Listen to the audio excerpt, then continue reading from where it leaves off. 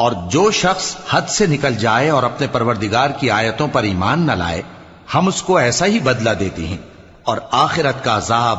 بہت سخت اور ہمیشہ باقی رہنے والا ہے۔ تو کیا یہ بات ان لوگوں کے لیے موجب ہدایت نہ ہوئی کہ ہم ان سے پہلے بہت سے فرقوں کو ہلاک کر چکے ہیں جن کے رہنے کے مقامات میں یہ چلتے پھرتے ہیں؟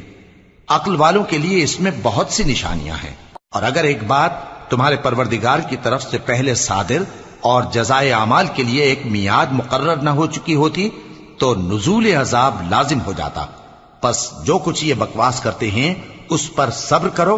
اور سورج کے نکلنے سے پہلے اور اس کے غروب ہونے سے پہلے اپنے پروردگار کی تسبیح و تحمید کیا کرو، اور رات کی کچھ گھڑیوں میں بھی اس کی تسبیح کیا کرو، اور دن کے مختلف اوقات یعنی دوپہر کے وقت بھی، تاکہ تم خوش ہو جاؤ۔ اور کئی طرح کے لوگوں کو جو ہم نے دنیا کی زندگی میں